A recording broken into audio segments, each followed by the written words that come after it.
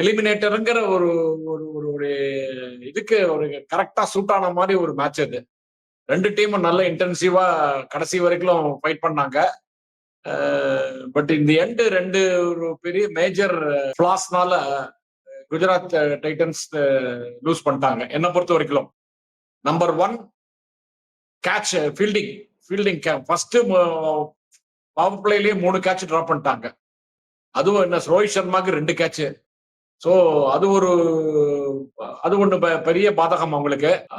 அடுத்தது வந்து batting அடைச்சே Shubman kill ரொம்ப ரொம்ப ரெக்லெஸ்ஸா ஆடினார். அவர் வந்து அந்த ஷாட்டை வந்து அவ்வளவு கேஷுவலா ஆடி இருக்கிறது ஒரு மகா தப்பு.